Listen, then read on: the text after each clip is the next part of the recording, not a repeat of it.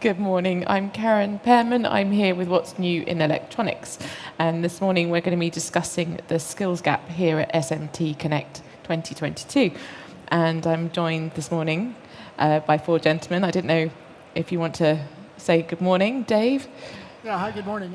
Dave Trail with Arch Systems. We're a data analytics company leveraging data on the manufacturing floors and applying that data in unique and novel ways to improve the industry and fuel some of the concepts and technologies like AI, machine learning within our industry to really drive us forward as a group. Fantastic. Good morning, I'm Tom Forsythe with Kyzen Corporation. We are the environmentally green cleaning materials company that helps our customers worldwide increase reliability and robustness of their products as we work together to build a new world. So my name is Harald Eppinger. I'm the general manager of Cologne Europe. We are representing the inspection business in our SMT industry, and we are looking forward to discuss about the skills gap. And I'm Stan Farnsworth, Chief Marketing Officer of PulseForge Incorporated, based in Austin, Texas. And we have a soldering technology that we're debuting here at SMTConnect in Europe that's able to reflow SAC 305 on plastic. It seems completely impossible, but we do it by playing tricks with time and temperature, and for applications in wearables and automotive and that sort of thing. Thank you. So looking at quite a large topic in a short period of time, I hope we can cover some of it as it's been a discussion across the show. And looking at the electronics and manufacturers requiring increasingly complex range of skills, and with many different reasons for this shortage, including lack of diversity, apprenticeship, and an aging workforce. What do you think can be done to address this gap? Harold, Thank you. Let's start with you. I think we have two aspects. We have this skills gap, or the need of hiring qualified people, and qualified people are limited in the market. This is on our side. This is also on the side of our customers. What we did as a vendor, we believe that we have to educate the people. So instead of going to the market and taking always the senior experts, we try to build up the skills with the existing people, the seniors, to involve them and to transfer the knowledge. And the same methodology is utilized also now at our customers, as we see it. It's the young people on board, highly motivated. Now it's our part to transfer the knowledge. Mm-hmm. It's one way.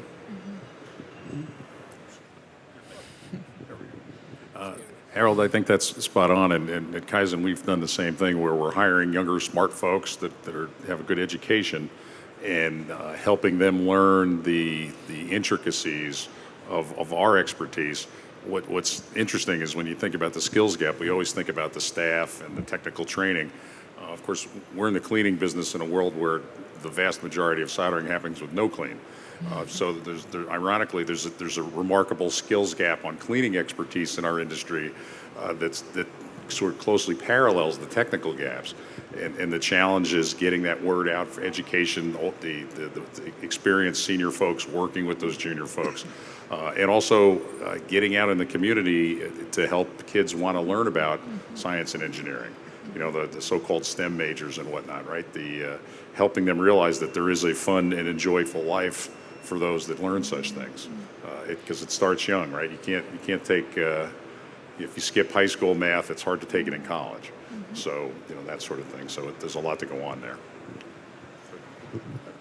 So on that topic, I was thinking back, when I first got started in this industry in the early 90s, I was a 21-year-old kid, and I was, one of the, if not the youngest guys in the industry, and now, 5 years later, no, several years later, in many ways, I unfortunately, I still am on the relatively younger end of the industry. There hasn't been a tremendous amount anyway, over the years, and that's changing, more recently, of new talent, new interested people coming into the industry. And I think for a while, the industry as a whole, the innovation occurred there, but it wasn't, dramatic. I mean, we were doing micro improvements on how we do things.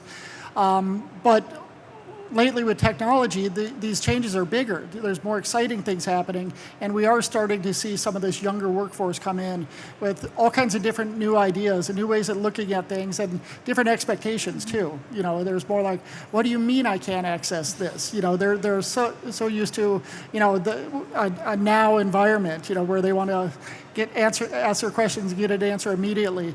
So there has to be a change in how we not only manage some of this newer talent coming in, but also attract them. And obviously, that'll be the future of our industry. And Stan? And I think there's so many dimensions of skills gap. We talked about sort of a generational gap that really is becoming a real situation now as increasingly folks retire, and we don't necessarily have the new folks coming in to have that knowledge transfer. But I want to key on something that Tom said, which I think is also spot on, which is that it feels like we're entering this time of increased innovation in this ecosystem.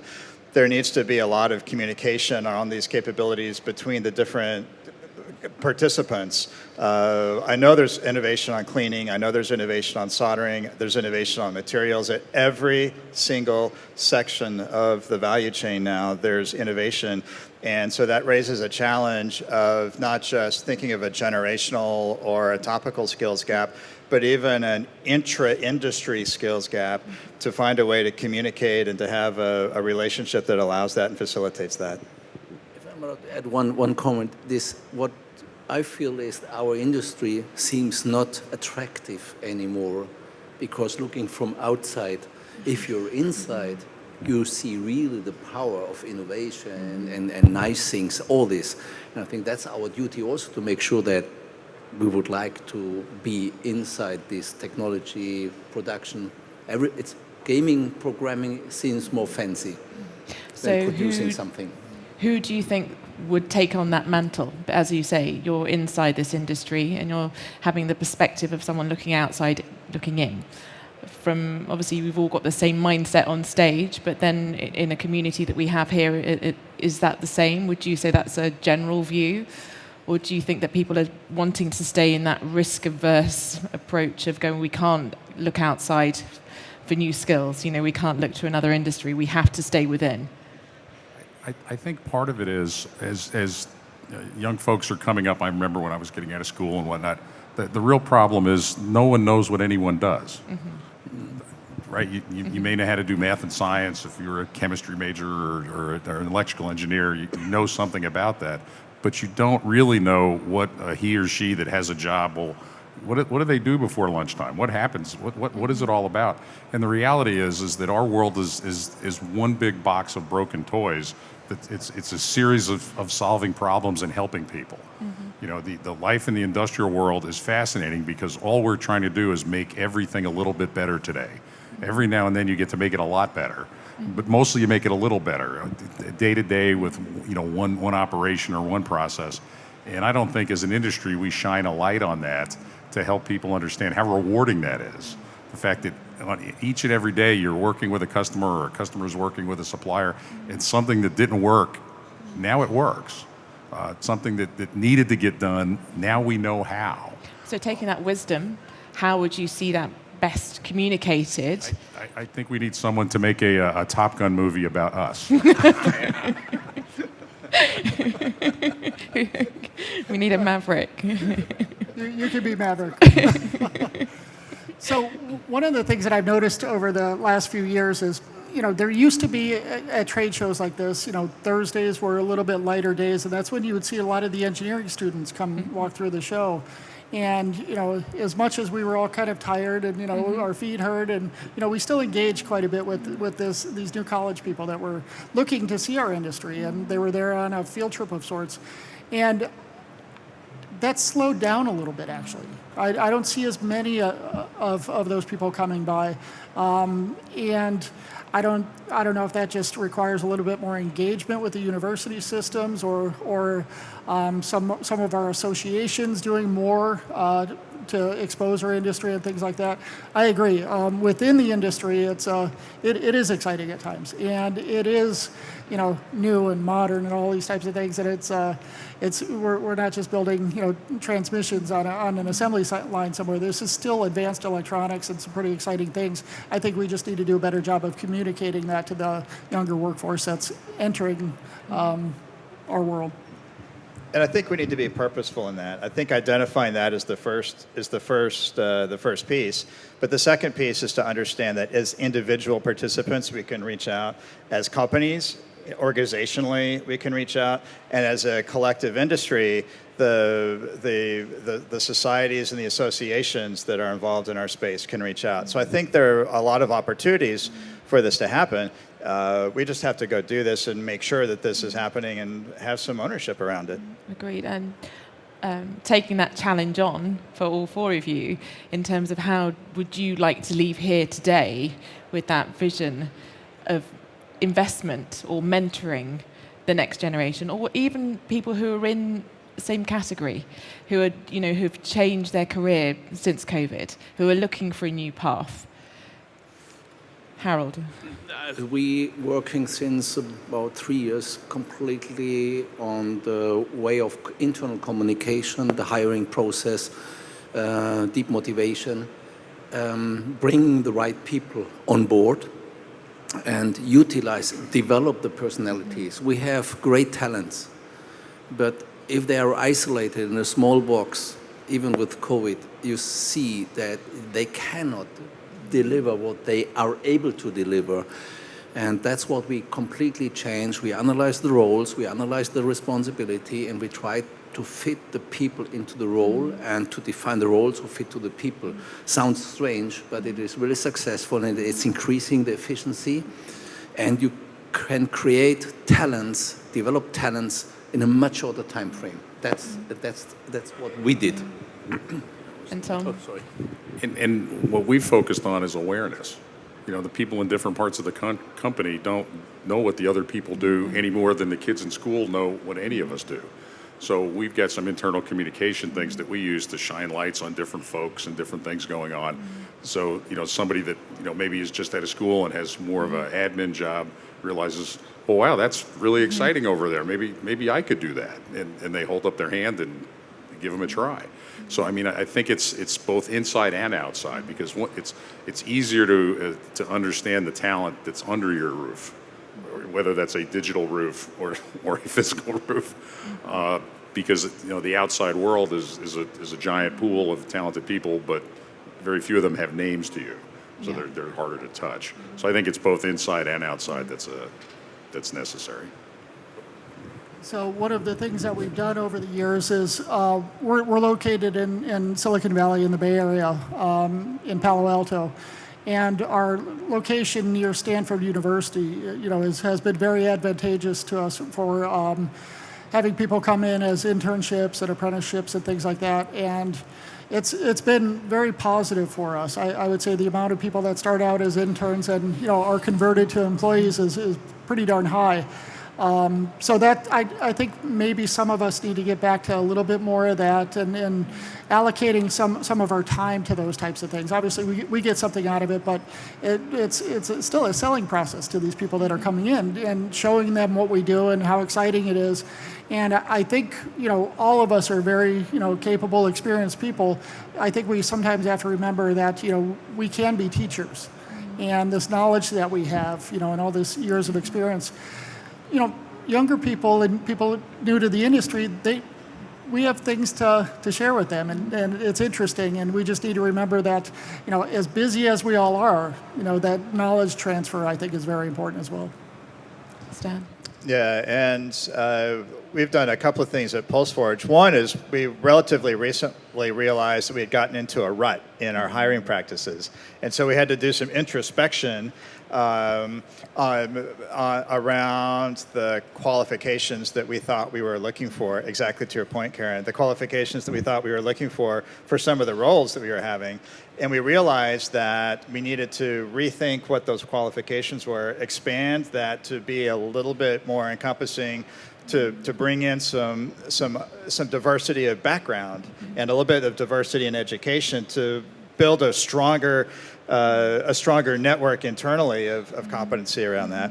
But exactly to Dave's point, one of the most fun things that we like to do, I should learn English someday. One of the things that we like to do is to bring in high school kids for that awareness, exactly, because they don't know what these opportunities are. And to see it, it's all new to them. And to see that the reduction oxidation chemistry that they're learning perhaps tediously in high school chemistry is really important and directly impacts the quality of their devices. And to understand that the science of heat transfer and physics really is important in some everyday manufacturing and technical operations. And so there's an awareness to them that I think it's exciting to see that.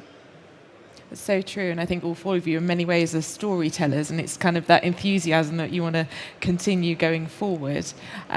Just wanting to look at a slightly different issue, but in terms of that business of diversity, which you've kind of mentioned there, and obviously looking at that on so many different levels. How would you see that as an industry shortage as well, in terms of the ratio that we have even here at SMTConnect? Is that something that you see changing in the next few years? I see, I face, and I live already in the change. I have to say that in the hiring process, due to the shortage of the market, it's not new. Guys, it's not new. It's years old. I think we are handling in our European team around 30 people. I think we can count more than 18 passports, nationalities. I put a PowerPoint on, and I put the flags on, then I put the religions on, and I put the food preferences on, and then you see diversity. And to handle this and to group these people, like you said, communication, different cultures. To get this together is another challenge, not just the skills. But if we are going this way, you get an amazing, powerful team. Interesting, Dave. As a software company, we have some advantages over some equipment companies in how we do business. And from the very beginning, we were a 100% remote work team. Our entire team not only works remotely, but scattered all across the world too.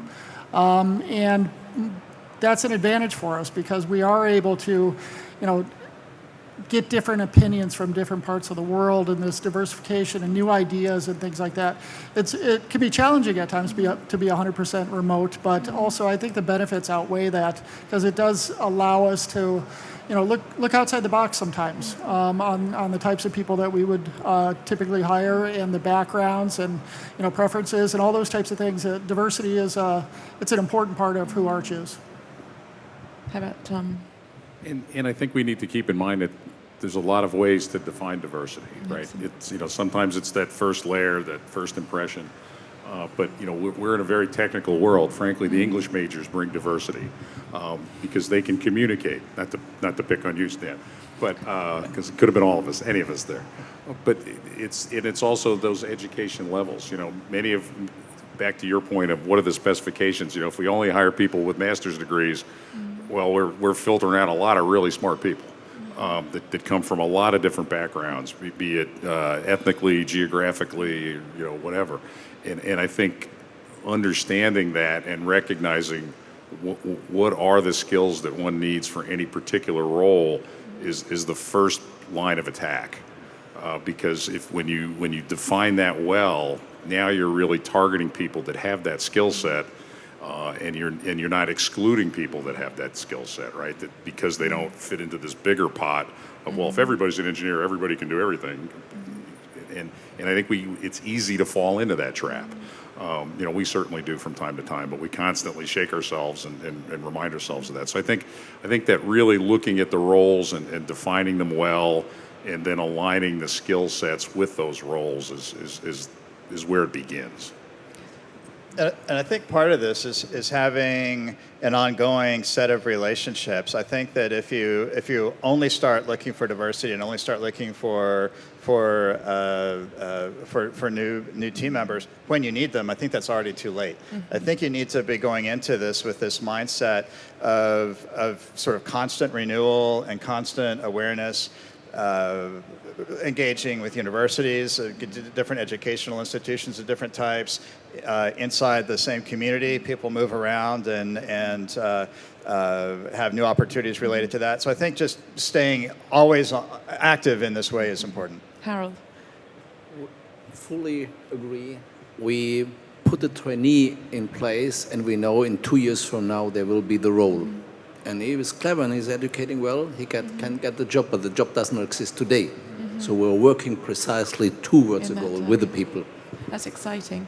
And in many ways, it feels like we need to be having a chat with the HR team to look at how they recruit, because I think it's going back, as you said, to communication and to the beginning, and where does that decision happen? And is it a case that we just get rid of that profile, that job profile, that person that fits?